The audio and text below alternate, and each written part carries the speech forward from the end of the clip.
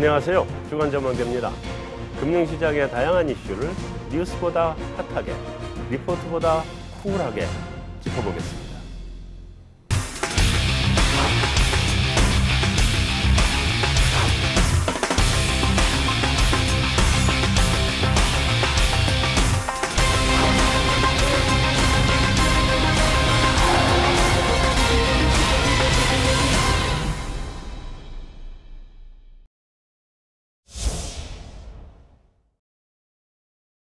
안녕하세요. 안녕하세요. 안녕하십니까? 네, 오랜만에 나오셨어요. 네, 잘 계셨죠? 네, 잘 있었습니다. 네, 이 대선도 다 끝나고 그래서 이제 더 이상 별 일이 없나 했더니 또 그러게요. 또 일이 이제 문재인 정부 정책도 얘기도 해야 되고 그래서 네, 잘 나와 주셨습니다. 고맙습니다. 자, 일단 먼저 이슈가 이제 FOMC가 있었죠. 뭐 예상했던 대로 연준이 좀 매파로 갈 듯하게 이렇게 좀 발언을 지난번에 하더니 이제 비둘기로 다시 확 돌아서서 비둘기로 가기 시작을 했는데 7월 FOMC 이번에 이제 기자회견은 없었던 거죠? 성명서만 있었던 거죠?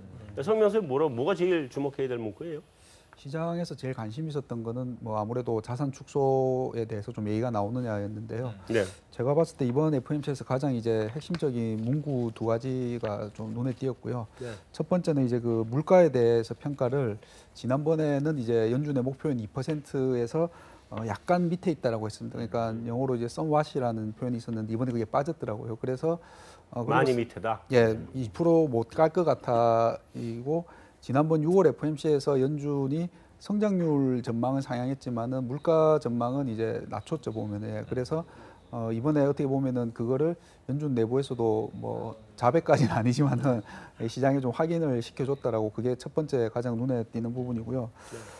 두 번째는 이제 그 자산 축소에 대해서 그 지난번에는 이제 연내라는 표현이 있었거든요. 근데 이번에는 연내 대신에 relatively soon 이제 곧 이제 시작될 수 있다라고 이제 그 연내보다 좀 가까워졌다는 그렇죠. 얘기죠. 예, 그래서 뭐 연내면은 대부분 이제 뭐 12월 정도까지 시기인데 좀 더 가까워진 거는 아마 다음 9월 FOMC가 아니냐 그렇게 생각할 수 있을 것 같습니다.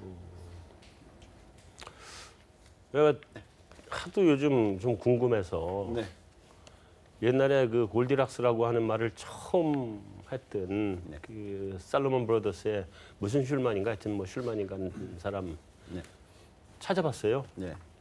이제 그때 이제 골디락스가 저물가 고성장 딱 이거였는데 저물가 고성장 골디락스 시기에는 연준은 네.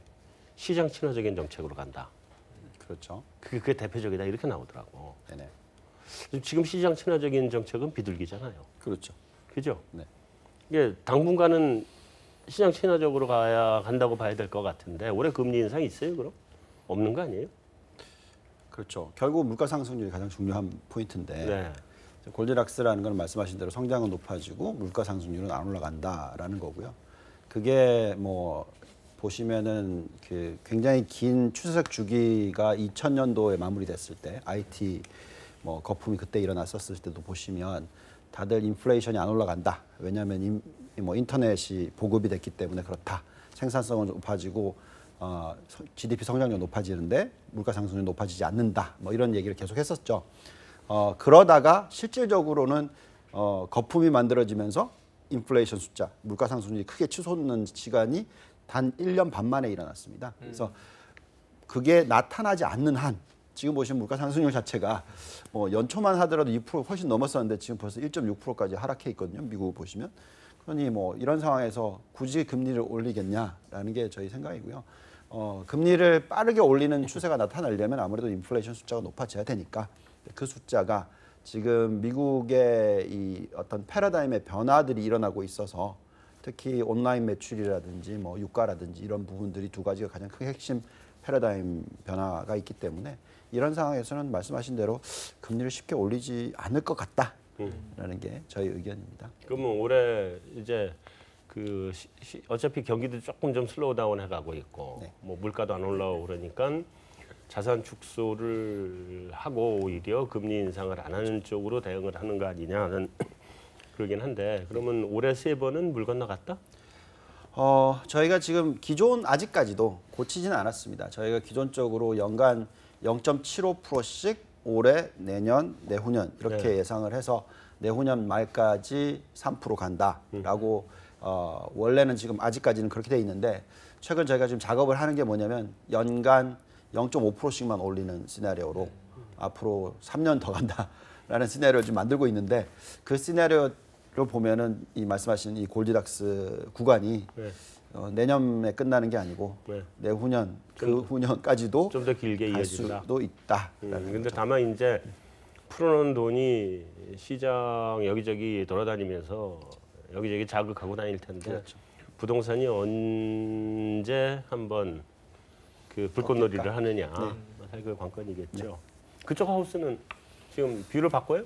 아니요, 저희도 뭐 공식적으로는 올해 세 번을 보고 있는데 저는 말씀하신 것처럼 이제 이번에 연준이 말한 게 그러니까 시장에서는 물가가 안 올라오니까는 9월에 굳이 금리 인상을 먼저 할 필요도 그렇고 할 수도 없고 자산 축소 먼저 하고 그리고 나서 12월에 금리 인상이라고 지금 시장에서 생각을 하시는데 저는 자산 축소를 시작하고 나서 금리 인상을 굳이 할 필요가 있을까 싶거든요, 보면은요. 예, 그리고 지금 시장에서도 이미 금리 인상 확률이 9월 확률은 거의 뭐 10%대로 떨어져 버렸고요. 네. 연내 확률도 지금 50%가 안 되고 있습니다. 예, 그리고 아시다시피 지금 연준 내부에서 컨센이 자산 축소를 할 때 금리 인상하고 같이 하지 말자라는 거죠, 보면. 그래서 점도표상으로는 올해, 내년, 내후년 계속 세 번씩 이렇게 올리는 걸로 돼 있지만은 네.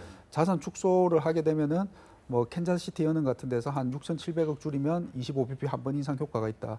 근데 지금 줄이는 게 4.한 3, 4조 달러에서 3조 달러까지 지금 줄이자 하면은 그러면은 1년에 한 번 정도는 이제 금리 인상이 없을 수 있는 거죠, 보면은. 그래서 조금 뭐 약간 시나리오를 세워보자면은 적어도 만약에 이번 9월 FOMC에서 뭐 10월이나 12월부터 자산 축소합니다라고 하면 한 내년 상반기까지는 금리 인상이 공백이 생길 수도 있는 거죠, 지금. 그렇게 되면은 아까 말씀하신 것처럼 세 번에서 더 낮아질 수 있고 뭐 좀 그런 쪽으로 시장은 좀 그쪽으로 조금 이제 생각이 가고 있는 게 아닌가. 그러면 금리 인상 재개 시점을 만약에 그런 시나리오대로 가면 예, 금리 인상에 재개하는 시점이 내년 하반기?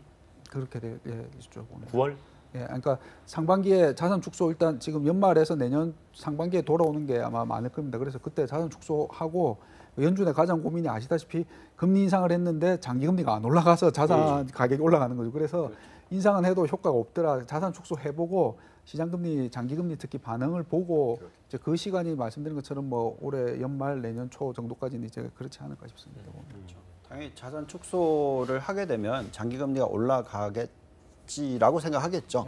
그래서 그 방법을 써서 어쨌든 장단기 금리 차를 좀 확보를 하려는 그런 모습을 보여줄 것 같습니다. 안 그러면 뭐 아시겠지만 장기 금리가 안 올라가는 상황에서 금리를 올려봤자 일드 커브가 플랫 돼 버리면 결국은 거품 붕괴가 빨리 오게 되는 현상이 나타나기 때문에 그거는 뭐 다 최악인 케이스라서 결국 우선 자산 축소를 해서 장기 금리를 좀 자극시켜서 좀 올려놓고 그리고 나서 이제 경기가 회복되는 모습을 보면서 이제 금리를 올릴까 말까를 결정하겠죠. 그래서 그렇다면 앞으로 한 6개월 정도의 시간이 있지 않을까 적어도.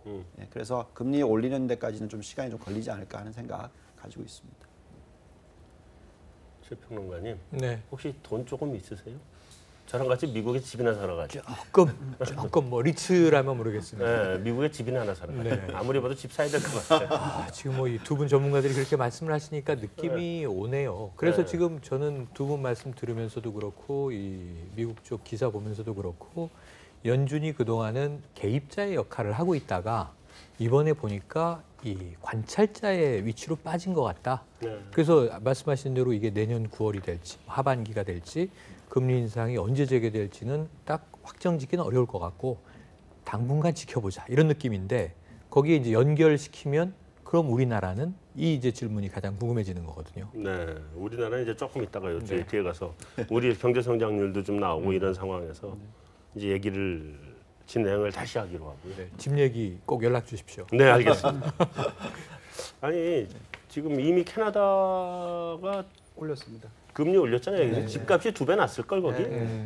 캐나다 2배 났고 호주도 지금 2배 났을 거요. 그럼요. 독일은 2배가 넘었죠? 일도 많이 올라가. 한 3배 가까이 치고 가는 거 아니에요? 지금 그래서 중앙은행들이 지금 다 물가가 안 올라오는데도 이렇게 긴축의 끈을 놓을 수는 없는 게 이제 자산 가격들이 너무 올라가니까. 그러니까. 예. 미국은 아직 2배까지는 안 됐거든요. 그렇죠. 옛날 서브프라임 사태 이전 수준을 지금 회복해온 정도이기 때문에 충분히 더 갈 여지가 여지가 있다. 네. 그래서 부동산 예대율이죠. 예대율. 그러니까 아니면 가계부채 비율. 결국 지금 말씀하신 국가들 호주, 캐나다는 가계부채 비율이 GDP의 100%를 훨씬 치고 넘어 올라갔고 네. 미국은 많이 하락돼 있어서 지금 80%대밖에 안 되고 게다가 앞으로 추가적인 예대율이 올릴 수 있는 부분들이 많이 남아 있다는 거죠. 그래서 그렇다면 미국 시장의 주택 가격은 올라갈 수밖에 없다라는 게 맞겠죠. 당분간에도 올라갈 것 같아요. 근데 지금 우리 가계부채도 GDP 100% 넘지 않았어요? 아직까지 100%는 아니고요. 90%대 비슷하게 나오지 지금 않나요? 가계부채 얼마죠? 그러니까 뭐 금융기관이냐 비금융기관 포함이냐 뭐 주택담보만이냐 아니면 뭐 신용 다 합쳐서 기준 따라 조금 틀린데 대략 뭐 말씀하신 것처럼 GDP 규모가 뭐 한 1,300~400조면 가계부채도 뭐 한 1,200~300조에서 말씀하신 것처럼 90%대 90%대 이상. 우리나라 GDP가 1,600조가 넘죠. 그렇죠.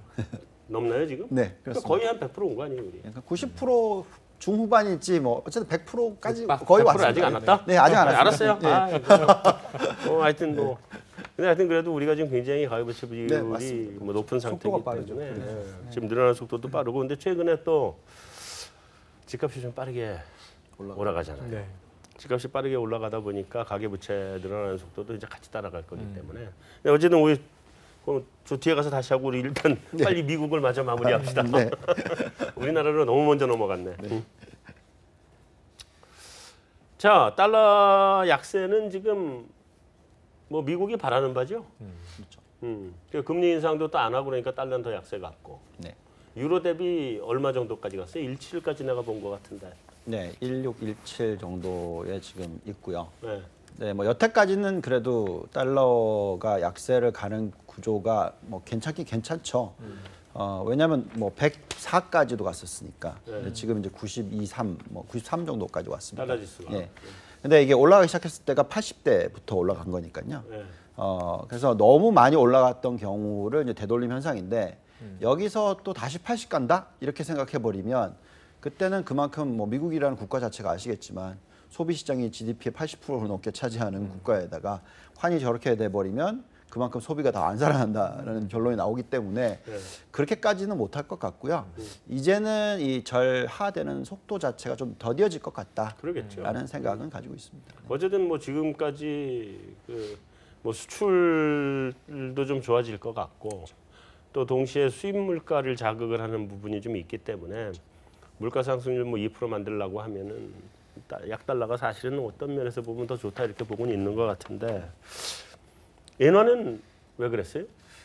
그러니까 지금 주요 3대 은행 중에서 그 지금 연준은 이제 우리는 천천히 가겠다 이렇게 하니까 달러는 말씀하신 것처럼 약해지고 네. 근데 이제 ECB가 뭐 어떻게 보면 연준보다 더 긴축적일 수도 있다라는 인식이 생기면서 유로가 강해지고요. 네. 이제 그 중간에서 이제 아시다시피 엔화가 그러면 방향을 잡아야 되는데 네.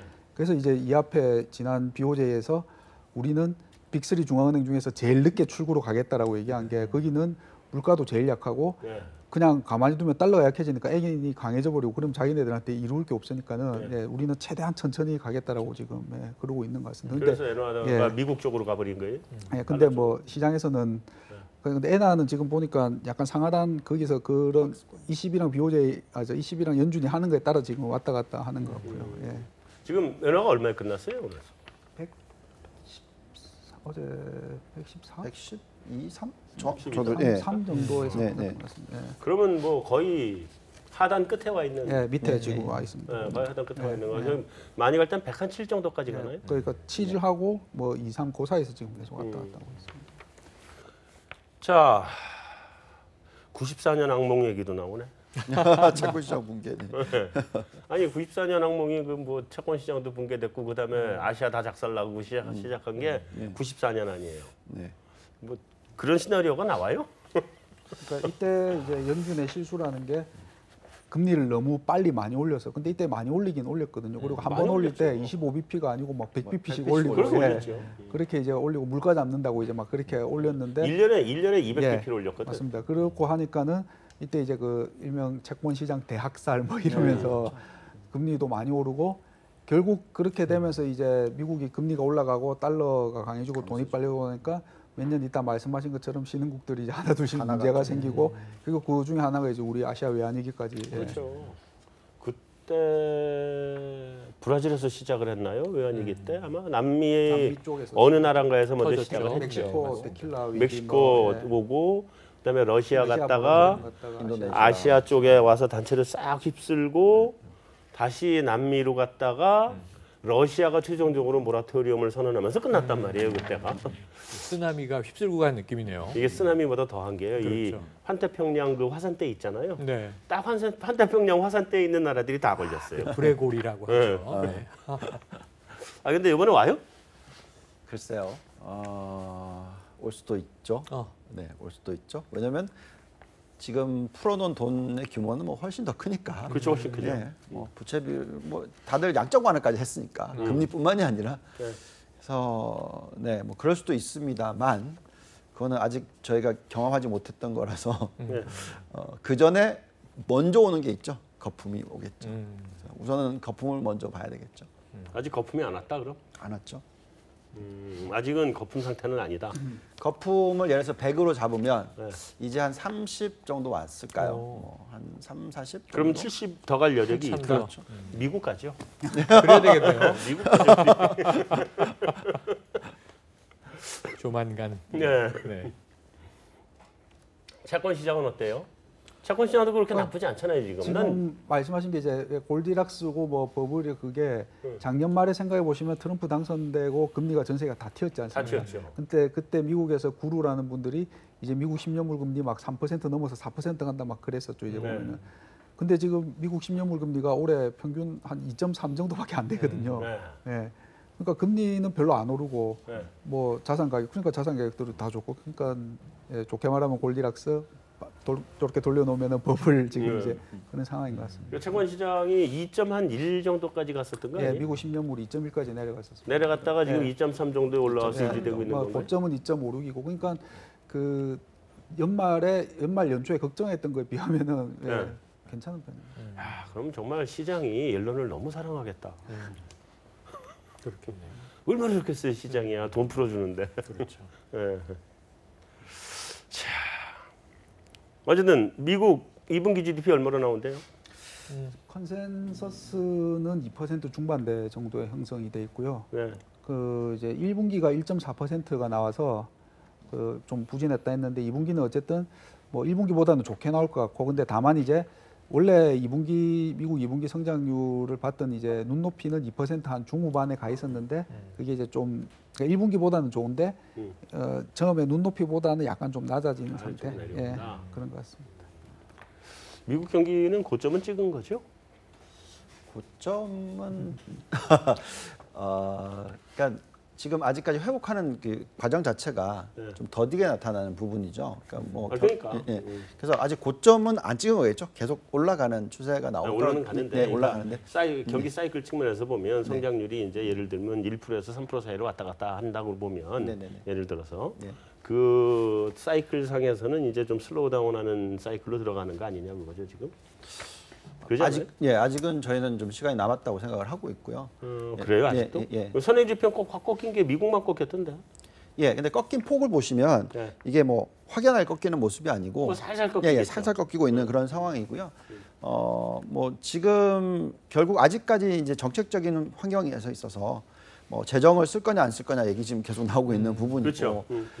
또 아시겠지만 이제 옐런 의장이 2월달에 사임을 하게 되겠죠. 네. 그리고 나서 바뀔지 안 바뀔지 게리 콘이 올지 안 올지 뭐 다 모르는 얘기고요. 네. 결국은 이제 지금 아직까지 이 정권이 바뀌고 나서 실질적으로 이 친화적인 정책들이 그렇게 나오지는 않았었기 때문에 네. 그래서 꺾였다가 다시 또 올라갈 수가 있어서 당장이 뭐 지금 GDP 성장률이 이제 2%대 초중반 정도까지 올라올 텐데 그게 고점이다라고 생각하지는 않고요. 글로벌 경제 성장률이 지금 뭐 아시겠지만 전체적으로 한 3%대 초중반 정도 나오니까 그럼 미국의 성장률을 어떻게 해서든지 3%까지 끌어올리려고 노력을 많이 할 거라는 생각이 들고요. 아마 트럼프 대통령과 게리 콘의 합작품이라면 거기까지 어떻게 해서든지 만들지 않을까 하는 생각도 갖고 있어서 아직까지는 GDP 성장률이 고점을 찍었다고 생각하지는 않습니다. 이번에 그 우리 문 대통령 방미 네. 때요. 이제 대통령께서 가셨고 그다음에 경제인들 쭉 갔고 사절단이라고 보통 하죠. 갔죠. 갔고 그렇게 이제 그 우리 정부 쪽에서도 쫙 따라갔고. 근데 그런 분들만 간 게 아니라 이제 정치권이나 뭐 이런 데에 이름이 좀 있는 분들도 같이 네. 요청을 받아서 워싱턴을 갔었대요. 네. 거기 갔다 온 분 중에 한 분이 갔다 오자마자 전화를 하시더니 무서운 얘기 들었다 이러더라고요. 그래서 뭔데요? 그랬더니 대놓고 공화당 쪽 사람들이 대놓고 얘기를 하더라는 거예요. undo whatever Obama has done. 그러니까 오바마가 한 모든 거는 다 되돌리겠다. 네. 네. 그래서 파리도 바로 그냥 나가버리고 그렇죠. 했는데 이번에 오바마 케어 하는 거를 상원에서 부결시켜 버렸잖아요. 그래서 이제 존 맥케인이 등장한 거 아닙니까? 그러니까요.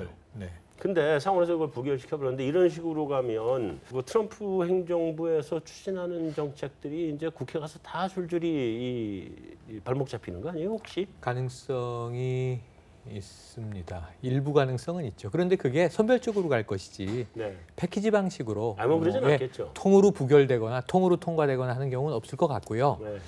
그래서 이제 지금 트럼프는 좀 극단적으로 밀고 나가는 성격이라 네. 미국 의회는 균형 잡는 역할을 할 것이다. 음. 거기서 이제 공화당이 강세니까 네. 밀어줄 건 확실히 밀어주지만 이 사실 트럼프를 애초에 보시면 대선 후보 때 네. 공화당 후보가 되긴 했어도 아웃사이더였단 말이죠. 그렇죠. 지금도 그렇게 친하다고 볼 수는 없습니다. 그래서 네. 공화당 주류는 지켜보고 있다. 저는 이렇게 이제 볼 수 있겠고요. 네. 다만 이제 이 트럼프의 한미 FTA도 네. 공화당은 재협상 필요한 거야? 이런 고민이 있는 거거든요. 그렇죠. 원래 근데 트럼프는 뭔가 자기 성과를 내야 되는데 네. 이게 더 급해진 것이 지금 탄핵론에 휩싸여 있지 않습니까? 네, 네, 네. 그런데 이게 좀 탄핵론 이거 좀 더 과한 거 아니야? 그랬다가 조금 이거 되는 거 아니야? 그랬다가 또 좀 지켜보니까 아닌 거 아니야? 그랬는데 지금은 약간 가능성이 반반 정도 돼 보입니다. 이게 여기서 더 탄력을 받으면. 왜냐하면 사위, 로비스트, 러시아의 여변호사 만났던 정황들이 계속 튀어나오고 있어서 아들도 네, 사실은 측근만 잘라버리면 좀 해결되지 않을까 했는데 지금은 이제 행정부 내에서도 계속 장관들하고 격돌 중이잖아요. 그래서 이 정치적인 사안을 좀 지켜봐야 되는데 트럼프가 살아나는 길은 경제 지표를 빨리 성과를 보여주는 것밖에 없거든요. 그렇죠. 그러니까 결국은 방위비 분담금도 우리는 굉장히 국방 동맹 관계에서도 큰 짐인데 네. FTA 재협상 올해 시작하자 했으니까 지금 아마 문재인 정부의 대안은 최대한 응하되 시간을 끈다. 지금 이렇게 갈 것 같습니다. 정권 끝날 때까지 버티죠. 그렇죠. 사실은 그 FTA는 딱 그렇게 보더라고요. 그 FTA 재협상의 최대 수혜주가 어디냐? 러스티벨트거든요. 네, 자기 지지율이 떨어졌으니까 러스티벨트 애들이 듣고 싶은 얘기를 해줘야 되죠. 해줘야죠. 네. 그렇게 보더라고요. 그래서 이번에 저 방미 때 따라간 경제 사절단도 예를 들면 뭐 이제 저 반덤핑 과세 맞고 있는 포스코 이런 데 다 떨궈버리고 그래서 안 될 것 같죠. 박근혜 정부 때는 대통령 순방하면 140명 정도 갔거든요. 네. 미국, 중동 이번에 뭐 50여 개밖에 안 가지 않았습니까? 그렇죠. 그러니까 상당히 축소했지만 확실히 미국에 조공할 수 있는 기업만 그렇죠. 줄 서라 이렇게 된 거잖아요. 그런 거죠. 그래서 그 효과가 이제 약발이 받을지 안 받을지 그걸 보고 아마 한미 FTA 협상으로 들어갈 텐데 제가 보기에는 이제 문재인 정부가 첫 번째 카드는 잘 깔았어요. 같이 조사해보고 어느 쪽이 얼마나 손해이며 어떤 산업 부문에서 그런 현상들이 나타나는지를 공동 리서치를 하고 그 결과를 놓고 재협상에 대한 사전 조정에 들어가자라고 했기 때문에 제 생각엔 뭐 사드에 대해서 환경 영향 평가가 6개월, 1년 이 정도 보는 거 아닙니까? 그렇죠. 그러면은 이게 FTA 부분은 2, 3년 후딱할 것 같습니다. 네. 자연스럽게 이제 우리나라 관심사로 이제 넘어가 보면 일단 그 우리 정책이라든지 이런 얘기 가기 전에 먼저 0.6% 나왔죠? 예, 그 전이 오늘 1.1이었나요? 0.9였나요? 1.1이었습니다. 1.1이었죠. 0.9였는데 상향 조정 리바이즈 돼서 그렇게 된 1.1로 상향 1% 간만에 전기비 성장률이 분기 성장률이 1% 넘었고요. 넘었죠. 근데 이번에는 이제 오늘 이제 0.6으로 나왔는데 근데 뭐 나빠졌다고 볼 수는 없을 것 같아요. 그렇죠. 보면. 전기가 예. 워낙 네, 워낙 높았으니까. 그러니까 1분기가 예상보다 너무 잘 나와서 약간 엮기저가 있는 거고. 네. 근데 1.1 나오기 전에 보면은 계속 0.6, 0.7 나왔지 않습니까? 그렇죠. 그냥 뭐 그 수준 정도 나왔다고. 그러면 그 전에 0.6 나오던 거하고 이번에 0.6 나온 거는 예. 전기 차이 때문에 전기 차이가 있는 거다. 차이가 예, 제일 크고요. 수출이 잘 되고는 있는데 요번에 감소로 예, 나온 거 아니에요? 요번에 좀 줄어들었고요. 그리고 그러니까 그리고 또 아시다시피 이게 GDP에서 잡히는 이제 수출이나 이런 통계 방식이랑 뭐 매월 이제 나오는 그 산업 생산이나 수출하고 좀 통계적으로 틀려서 그렇긴 한데 아마 이제 뭐 수출이 잘 되고는 있는데 유가가 지금 기저효과가 사라졌지 않습니까? 그러면 이제 뭐 예를 들면 석유화학 제품 단가 같은 건 조금 떨어지고 이제 뭐 그런 것들 돼서 그렇지 뭐 내수는 오히려 생각했던 것보다 나쁘지 않고 해보면 그래서 그냥 전 분기가 그러니까 지난해 4Q가 너무 안 좋아서 뭐 여러 가지 국내적으로 상황이 안 좋았습니까? 정치적으로도 그래서 지난해 4Q가 너무 빠져서 올해 1Q는 또 기저로 올랐다가 그거에 의해서 다시 내려와서 그냥 예전 수준 뭐 저는 그렇게 보여집니다. 좀 내용을 좀 보면 내수 소비 이런 쪽이 좀 꽤 좋았던 것 같아요. 그래서 아무래도 사람이 심리가 좀 안정되고 수출도 좀 잘 된다 이러면 소비가 늘어나는 거 아니냐 이렇게 난 보여지던데 특징이 어떤 특징이에요, 이번에? 특징을 보시면은 정부 소비가 전기비 대비해서 1.1% 증가를 했고요. 정부 소비 많이 늘었고 그렇죠. 설비 투자도 제법 늘었습니다. 5.1%. 정부는 뭐 상반기에 다 땡겼었습니다. 네, 또 설비 투자가 5.1% 성장을 했다고 나오고 있기 때문에 뭐 결국은 뭐 기본적으로 경제 성장률이 나쁘지 않다라는 결론을밖에 내릴 수밖에 없고요. 그다음에 이번 또 7월달에 넘어와서는 지금 숫자적으로 보시면은 이 수출 물량 증가율 자체도 좀 꺾였었습니다. 지난 6월달, 5월달 자체도 거기다가 단가까지 좀 꺾였었으니까 별로 안 좋게 나왔다라고 보시면 될 것 같고요. 다시 또 7월 들어가서는 보시면 유가가 또 올라갔죠. 지금 뭐 40대 후반까지 지금 와 있고요. 또 그래서 그러니까 그 단가 효과가 높아질 것 같고 또 지금 수출 증가율도 지금 지난 20일까지만 놓고 보더라도 22%인가 증가율이 높게 나오고 있습니다. 24%가 나오기 때문에 결국 그만큼 우리나라 IT 산업 쪽의 수출 쪽은 굉장히 좋다. 그래서 여러 가지 부분을 놓고 봤었을 때 경제 성장률이 어느 정도 좀 안정적인 모습을 보여주는 그런 시나리오가 지금 나오고 있다. 워낙 뭐 부정적으로 보시는 분들이 많았는데 이 정도 수치면 상당히 만족스럽다라는 생각이 드는 거죠. 지금 우리 외부 악재들 뭐 이런 것들 뭐 있다 그랬잖아요. 뭐 사드도 지금 보복도 계속 가고 있고.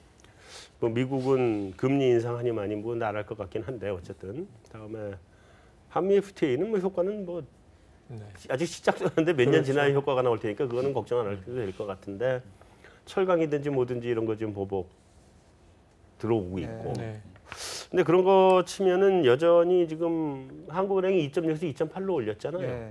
그런데 그런 외적인 변수들은 그래도 좀 상대적으로 영향이 크지 않다고 봐야 되나요? 어떻게 봐야 되나요? 그 한국은행 이번 7월 수정 경제 전망을 상향할 때 2.6에서 2.8로 상향할 때 그때 밝힌 게 추경은 그때 고려를 안 한 거고요. 안 한 거고 사드 때문에 한 0.2에서 0.3 마이너스가 됐는데 그게 이제 사실 또 하반기가 어떻게 될지 모르니까는 그런 부분들은 좀 제외를 했는데 지금 그러니까 사드는 이제 플러스 요인밖에 없는 거 아니에요? 이제 마이너스 요인 그 동안은 그러니까 사드가 아니었으면 예를 들면 3% 나올 수 있었는데 그렇죠. 사드 때문에 2.8이 된 거고 근데 거기서 이제 앞으로 말씀한 것처럼 이건 뭐 더 이상 여기서 나빠지기는 쉽지 않고 그리고 이제 추경이 통과가 됐으니까 여기서 뭐 한 0.1에서 0.2가 추경 때문에 올라가면은 올해 뭐 그 3%에 가까운 숫자가 나오지 않을까 뭐 그 시장에서는 좀 그렇게 생각하는 것 같습니다. 하여튼 뭐 근데 그래서 지금 제가 궁금했던 거는 추경 없어도 성장률이 2.6에서 2.8로 올라가고 있는 추세고 그다음에 해외 부분에서 뭐 어떤 경기 살아나면서 우리 수출에 좋은 소리 많이 들리고 삼성전자가 영업이익이 뭐 14조? 그렇죠. 뭐 역대 최고. 아니 700억. 14조 연 분기도 아니고 연 매출 14조 하면은요 우리나라 재계 순위 안에 들어갈 거야. 그렇죠.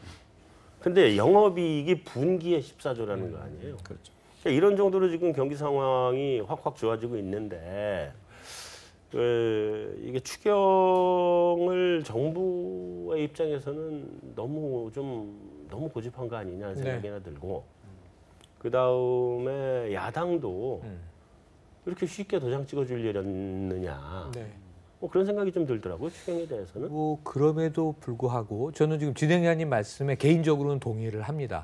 그런데 이제 중론을 정리해 보면 추경을 정부가 카드로 꺼내놓고 역대 최장 기간 만에 통과가 된 거거든요. 딱 45일, 45일 만에 7월 22일 중복에 그것도 뭐 정족수가 안 돼서 이 미룬이 많이 하다가 참 절묘하게 아슬아슬 통과를 했는데요. 자유한국당이 퇴장했다가 돌아와 주는 바람에 그래서 이제 제1야당 존재감 좀 올려주고 네. 어찌 보면은 이 여당인 민주당 의원 26명은 굉장히 이제 치도곤을 좀 치르는 상황이 됐어요. 네. 24명은 이제 외유를 갔다 오고 네. 지금 말씀하신 대로 굳이 이렇게 좀 호전되는 상황에 추경이 필요했던 것이냐.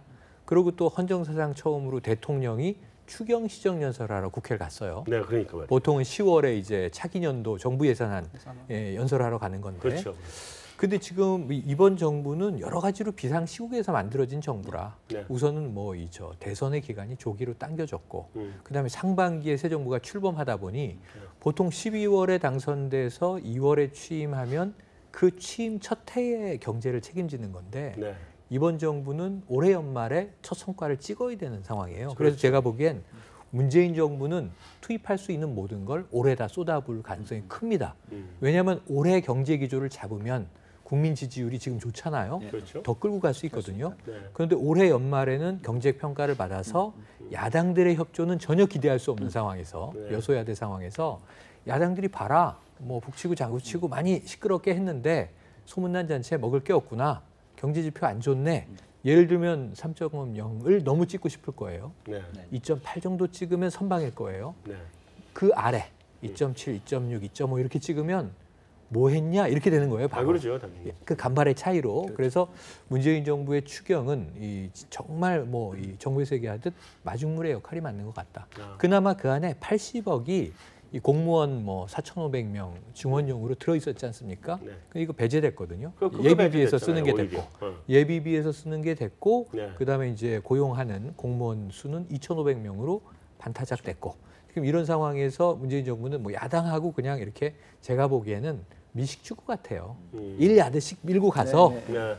획득되는 만큼 쏟아부어. 그래서 지금 김동연 경제부총리가 추경 11조 지금 333억인데 이 중에서 70%를 추석 전에 10월 4일 전에 집행하겠다니까 네. 거의 한 뭐 7에서 8조 정도의 금액이 9월 말까지 소진이 되겠죠. 그렇게 보면 제 생각에는 상당히 여기에 이 당장 효과가 반영되는 건 지표에 반영되는 건 말씀하신 정도고 예상하는 정도인데 이게 선순환을 만들어서 뭔가 추가적인 시너지가 나는 메커니즘이 작동을 하게 되느냐, 마중물이 그냥 모래에 흡수되고 끝나느냐, 여기에 따라서 문재인 정부 내년에 경제 기조가 많이 달라질 것 같습니다. 지금 말씀하신 것처럼 예전하고는 좀 다르다고 보여지거든요. 왜냐하면은 지금 2.8이 굉장히 좋게 보이지만은 지난해 2.8이었지 않습니까? 그러니까 지난해는 금리 인하하고 추경 지난해도 11조 원하고 했죠. 뭐 개소세 인하 막 다 쏟아부어서 2.8을 만들었는데 근데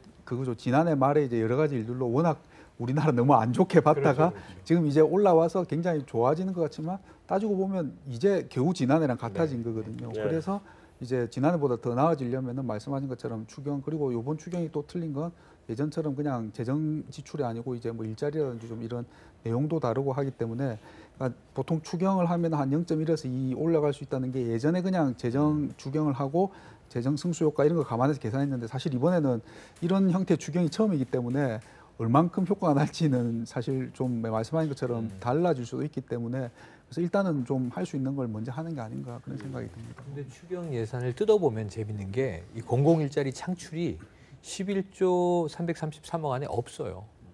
없는 거예요. 그렇죠, 원래는 없죠. 11조 만들고 11만 개 일자리. 원래 공공일자리 80만 개가 대통령 공약이었거든요. 그렇죠. 그중에 그럼 벌써 한 8분의 1 정도를 첫 추경에 때려 넣는 거야 그랬는데 뚜껑을 열어보니까 아니었던 거예요. 다 잘렸잖아요. 예, 소방공무원, 경찰공무원, 일부 이제 사회복지 쪽 네. 증원하는 게 끝인데 문제는 그거보다 저는 다른 쪽의 의미가 있다고 보는 게 네. 공공일자리 창출은 정부가 직접 시장에 개입할 수 있는 일부 부분적인 방법이고 네. 사실은 지금 2+1이라고 해서 중소기업이 청년 2명을 고용하면 네. 1명분의 급여는 정부가 주겠다. 그러니까 3명 고용하면 1명은 정부가 먹여 살려줄게. 지금 이 얘기거든요. 거기에 일부 금액 조정은 있었습니다만 2조에서 3조 정도의 지원금이 배정돼 있어요. 네. 저는 그게 아까 얘기했던 마중물이다. 민간의 마중물이. 네네. 민간 마중물에 그러니까 직접 정부가 움직이는 것보다 민간 시장에 지원하는 마중물의 효과가 어떨까? 이게 굉장히 궁금한 대목입니다. 근데 저는 사실은 저희 제1야당 그 이름이 뭐죠? 그 자유한국당. 네, 우리나라 당들은 네, 하도 정기적으로 이름을 바꿔서 네. 아, 너무 정기적이야. 이게 이름이 하나 기억될 때쯤 되면 바뀌어 있어. 그러니까 대권이 이제 대선이 끝나든가 총선이 바뀌면 네. 바뀌어 있죠. 네. 근데 그 자유한국당의 이번에 추경에 대해서 그 자유한국당이 보인 태도 네. 솔직히 마음에 안 들거든요. 그러니까 추경 자체에 대해서는 오히려 이게 도장을 찍어줄 명분이 사실 없죠. 경기가 살아나고 있는데. 네. 근데 그건 쉽게 해주면서 오히려 저는 그 소방공무원 일자리 또 뭐죠? 그 저기 경찰 그다음에 사회복지사. 네네. 뭐 난 노인요양원이라든가 늘려야 된다고 보거든요. 네. 그러니까 나라가 GDP가 올라간다는 거는 거기에 맞춰서 행정 서비스가 질적으로 올라가야 된다는 얘기인데 행정 서비스가 질적으로 올라가려면 가장 그런 쪽의 일자리를 늘려서 산불을 제때 끄고 그렇죠. 뭐 이게 이제 제대로 된 행정 서비스인데 그리고 동네 경찰이라서 동네 애들 아침에 학교 갈 때 교통 해주고 이게 중요한 거란 말이죠. 그게 사실은 행정 서비스가 고급화되는 건데 사회 안전망, 삶의 그렇죠. 질 관련된 네. 거죠. 그건데 그거는 오히려 반대를 하고 이게 맞는 거냐는 거죠, 나는 오히려. 근데 사실은 이제 그거는 전초전이었고요. 지금 이제 여야 간에 사실 지난 정부로 그대로 옮겨가서 여야가 크로스됐다고 생각을 하면 그때 제일 큰 것은 노동사법이에요. 이걸 이제 민주당, 야당은 당시 악법이라고 했고 네, 이 여당인 당시 새누리당은 이게 경제활성화법이라고 해서 그렇죠. 경제 민주화로 박근혜 대통령이 탄생을 했으나 네, 사실은 이제 4년 집권 기간 내내 경제 활성화, 경제 살려야 되니까 경제 활성 이거 굉장히 우파 경제화적 이 노선이었습니다. 네. 그리고 이제 민주당 쪽에서는 이 경제 민주화 한다고 해놓고 왜 활성화냐, 왜 노동유연화 같은 거 얘기하느냐, 쉬운 해고 안 된다. 그러면서 내내 격돌을 했었지 않습니까? 네. 이게 지금 넘어와서 그대 또 바뀐 거예요. 저는 이게 5년 내내 갈 가능성이 크다고 보는데 네. 그 첫 본격적인 전쟁은 이제 증세죠, 증세. 증세가 예. 지금 뒤집어져. 그래서 이 증세를 하긴 해야 되는데 네. 이 서민들이나 일반 국민들이 놀라지 않게 핀셋 증세, 슈퍼리치 증세 이렇게 얘기를 했는데 네. 지금 담배값 인하를 자유한국당이 들고 아니, 나왔거든요. 자기들이 올려놓은 거 아니에요? 그거? 그렇죠. 그 올려놓고 여당일 때 올려놓고 야당일 때 내리겠다는 건 또 뭐냐. 아까 진행장님 마음에 안 들어 그러실 수 있는데 네. 근데 이게 또 흡연자들은 솔깃하다는 거예요. 아, 그렇죠. 당장 하겠죠. 2,000원 세이브가 되니까. 네, 하겠죠. 그러니까 이제 이 증세 이 전쟁에서 지금 네이밍 전쟁 하잖아요. 네. 이게 프레임이잖아요. 네, 청개구리 프레임전이죠. 증세, 이 징벌적 증세냐, 네. 아니면은 이게 그야말로 핀셋 증세냐. 여기서 아마 좀 주도권을 지는 쪽에서 아까 말씀하셨던 그 다음 경제 패러다임에 좀 리더십을 장악할 가능성이 있는데 네. 자유한국당이 좀 폐쇄적인 지지율이라 한계는 있어 보입니다. 정치적으로는. 그것도 있고 저는 자유한국당이 그러니까 야당이 된 거 아니에요 지금. 그렇죠. 거기다가 지금 과거 그 어느 역대 어떤 때에 비해서도 지금 말하자면 사세가 위축이 돼 있는 거, 당세가 위축돼 있는 상태잖아요. 그렇죠. 이런 상태인데 지금 사실은 정치는 명분이잖아요. 그렇죠. 명분 싸움인데 맞습니다. 명분을 지금 다 잃고 가고 하는 거 아니냐. 아니 자기가 담배 피지 말라고 담배세를 올려놓고서는 인자석을 도로 깎는다는 얘기는 그건 담배 피지 말라고 올린 게 아니라 세금 걷어가려고 올렸다는 얘기밖에 안 되는 거잖아요. 그렇죠. 그건 명분을 잃는 거거든요. 근데 그 명분이 제가 보기에는 문재인 정부 초기 지지율이 높은 이유가 여러 가지가 있지만 여야나 뭐 좌우 혹은 네. 진보 보수가 비슷하게 견제 균형을 가지고 싸울 때는 지지율이 나눠질 수밖에 없거든요. 그렇죠. 뭐 대체로 대한민국 국민의 절반은 보수, 절반은 진보 이럴 수 있는데 네. 크게 스펙트럼을 보면 지금 이 박근혜 전 대통령에 대한 재판이 쭉 가잖아요. 네. 이제 8월에 이재용 부회장 1심 판결 나와야 되고 네. 10월에 박 전 대통령 1심 판결 나와야 되고 네. 지금 바로 최근에 이제 엊그저께 이제 조윤선, 김기춘 이 관료들 판결 나왔고 그럼 이걸 국민들이 계속 보고 있는데 자유한국당이 이들과 분리불가분이에요. 그렇죠. 사실은 그런 문제도 있긴 예, 지난 정부에서 집권 여당이었고 지난 정권의 대통령 실세들 지금 막 이렇게 있는데 지금 이 자유한국당은 그 재판은 안 보이는 것처럼 행동을 하고 있거든요. 국민들은 연결시키고 있고. 네. 그러니까 이게 모든 게 탄핵의 후폭풍이 정리돼야만 자유한국당이 그냥 있는 그대로 국민들이 봐줄 수 있는데 오버랩되고 있는 것을 본인들이 정리를 하든지 석고대죄를 하든지 뭔가 끊어내야 되는데 못 끊어내고 덮고 가려고 하니까 이 무시 전략이 더 질질질질 늘어지는 것 같습니다. 한신 알겠습니다. 자, 이제 세금 증세 문제가 지금 뭐 이런 식으로 자연스럽게 지금 얘기가 다 됐는데, 우리 사실은 먼저 정리하고 갔어야 되는 게 한국은행이 금리 인상을 할 수 있느냐 없느냐를 정리를 하고 왔는데 그 얘기를 못했어요. 그래서 금리 인상은 못 하겠죠? 올해는 어렵다고 보고 있고요. 그렇죠? 예. 금리 인상하면 3%를 못 만들 텐데. 예. 그리고 근데 이제 그 지난 7월 금통위 여기 이 하느니 한 수정 경제 전망에서 네. 한국은행이 우리나라 잠재 성장률을 거의 처음으로 공식적으로 3%가 이제 안 된다라고 2%대로 예, 내렸죠. 2.8, 2.6으로 낮췄습니다. 네. 그런데 이제 성장률 전망은 올렸지 않습니까? 네. 그러니까 그 GDP 갭이라는 게 잠재 성장과 실질 성장의 차이 GDP 갭이 3% 되면 이제 플러스 3% 되면 플러스로 전환이 되게 됩니다. 네. 그러면은 이론적으로는 금리를 올릴 수 있는 근거가 형성이 되죠. 그래서 올해는 아닌 것 같고요. 그리고 올해는 뭐 하느니 거시 경제도 보지만 이제 금융 안정을 보는데 금융 안정 측면에서 아시다시피 뭐 말씀 많이 하신 가계부채가 아직 너무 높고 그래서 이제 가계부채 대책이 나와서 일단 좀 요게 조금 안정이 되고 내년에 GDP 갭이 플러스 전환되고 하면은 뭐 내년 정도지 않을까. 예. 근데 그렇다고 또 아주 그렇게 긴축이라고 부를 만한 정도의 인상을 할 정도 여건은 아닌 것으로 그렇게 판단됩니다. 예.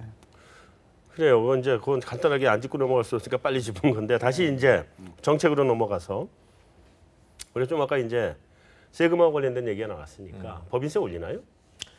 지금 올릴 어쨌든 올리겠다는 가능성이 거잖아요. 높습니다. 소득세, 법인세 네네. 전부 다 최고한세율을 올리겠다는 거 아니에요? 그러니까 지금 여당에서 이게 바람을 잡고 정부가 추진하는 것은 올린다라고 표현 안 하죠. 네. MB 정부 때 내렸던 것을 원복시킨다. 이렇게 얘기를 하고 있어요. 정상화시키겠다, 뭐 이런 결국은 법인세 한 25%갈 걸로 봅니다.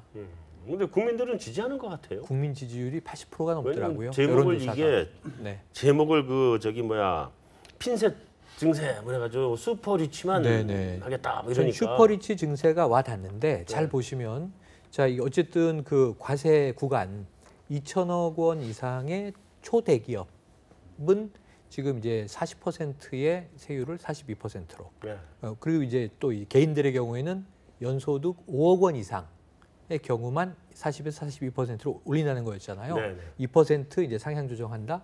근데 그 다음에 여당 민주당에서 나오는 얘기는 지금 구간을 하나 신설해야 된다. 왜 5억이냐 3억에서 네, 3억 이상부터 3억 이상도 초고소득 아니냐. 서민들이 보면 그렇죠. 연 3억 이상이면 초고소득에 속하죠. 그래서 여기도 38에서 40으로 올린다.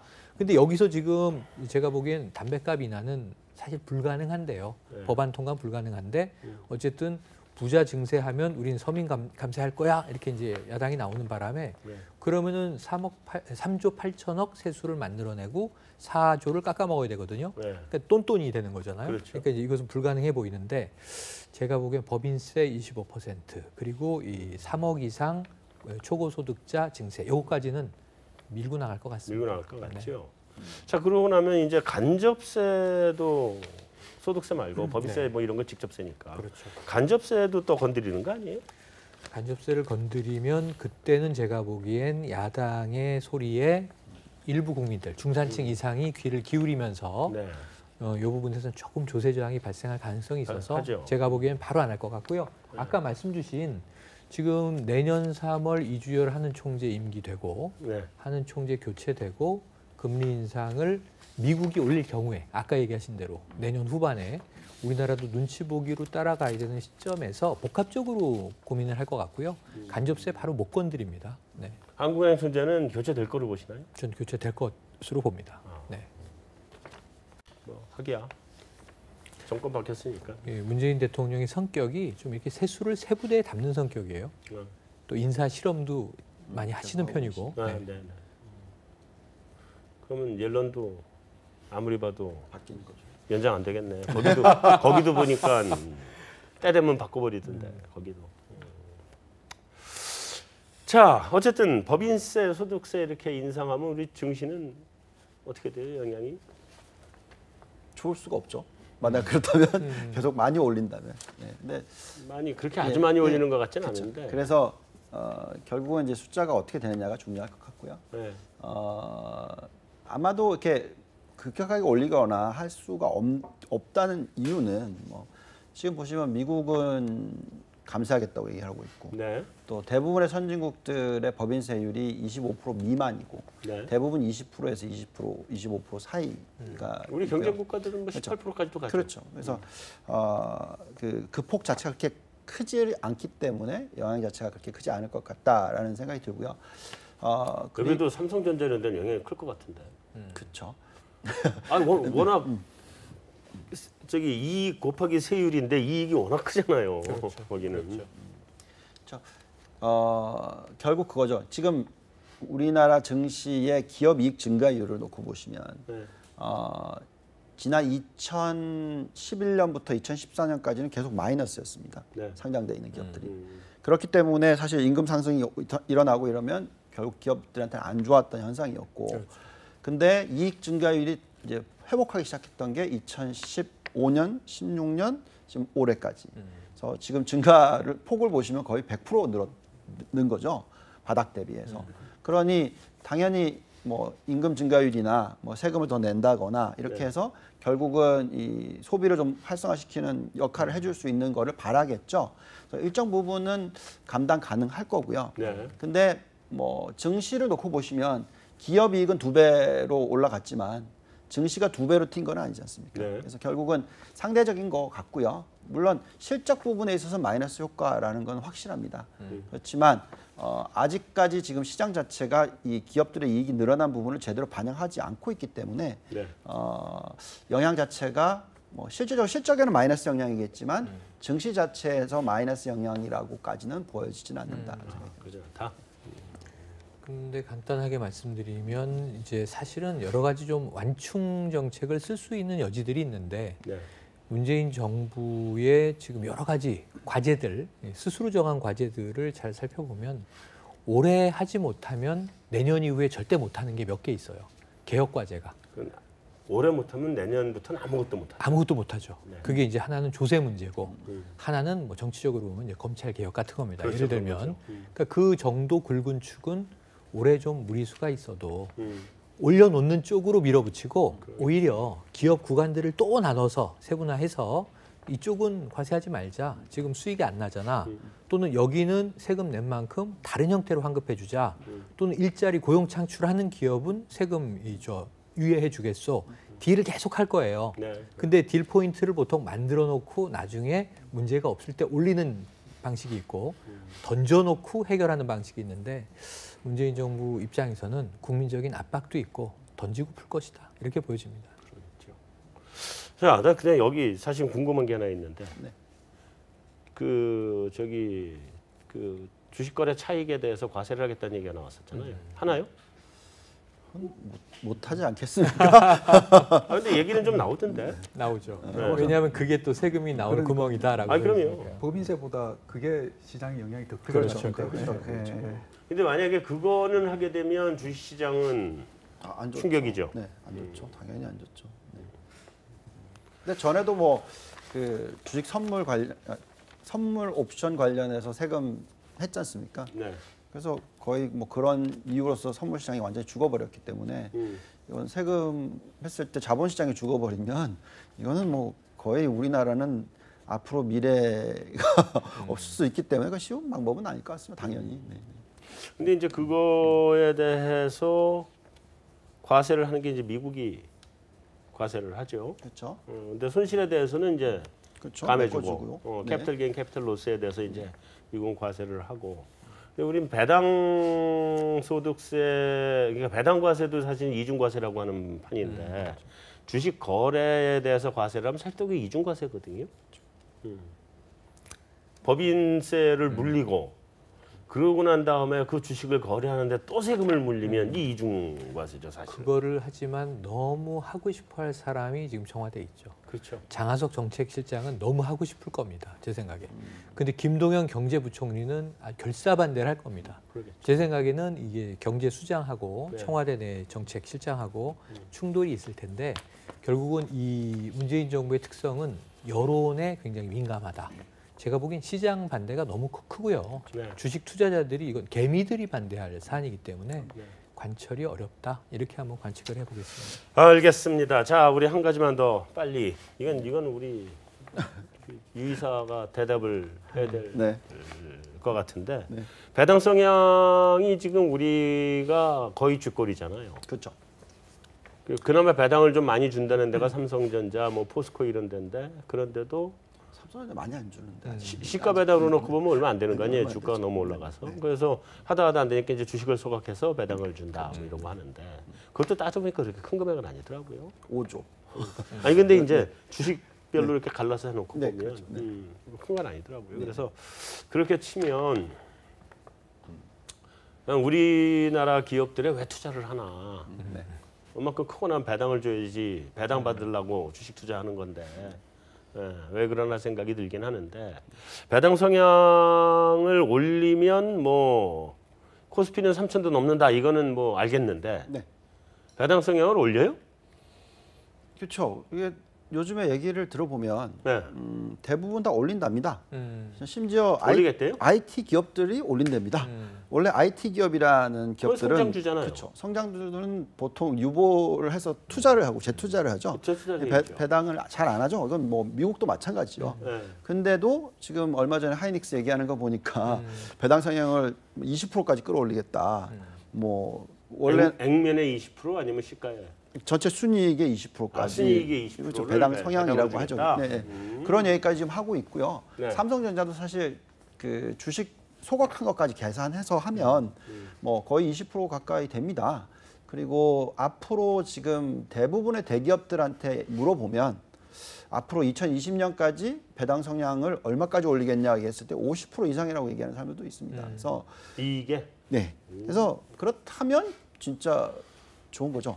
그렇게까지 갈 건가 하는 부분은 제가 옛날에 이 비관론자로 불릴 때 우리나라가 리레이팅을 하면 안 된다고 재평가하면 안 된다고 했던 이유가 이 배당 성향이었거든요. 네. 그래서 올리는 척하다가 다시 내렸거든요. 그렇죠. 네, 그래서 이번에도 올리는 척하다 내리면 뭐 당연히 예, 뭐 똑같은 현상이 나오겠지만 지금 뭐 얘기는 대놓고 올리겠다고 얘기를 하고 있으니 뭐 한 1, 2년 하다가 그냥 슬그머니 또 내릴 수도 있죠. 그건 없어지는 거 아니에요? 만약 그렇게 되면 시장이 많이 올랐다가 또 폭락하는 현상이 나오겠죠.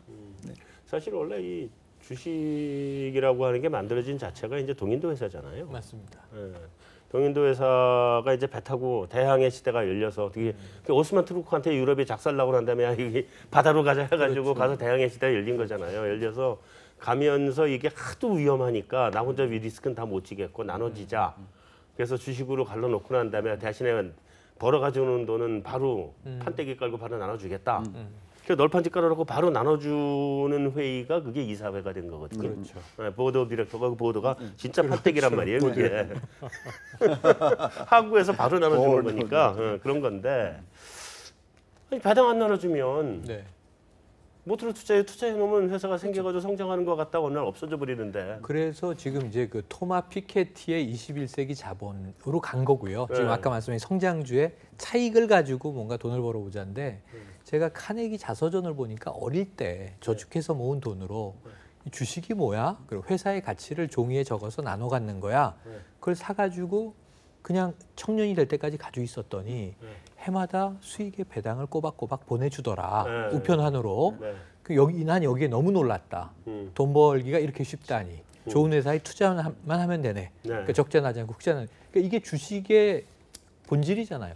그러니까 지금은 많이 다른 쪽으로 지금 수익을 얻기 위해서 그렇죠. 데이 트레이닝도 하고 그런 건데 네, 차익거래로 많이. 좀 배당이 많아지고 그것이 점점 많아지는 게 정상적인 이 주식시장이라고 봅니다. 네. 자, 우리 다음 주에는 무슨 뭐 일 없어요? FOMC 같은 거?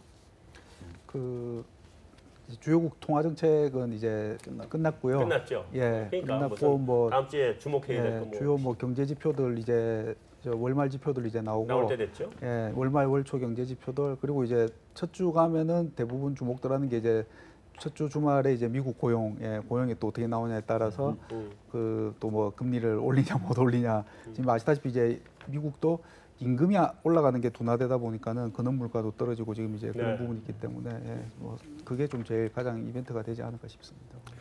알겠습니다. 자, 메인 토크는 여기서 마무리하고 외신 인사이드로 넘어가겠습니다.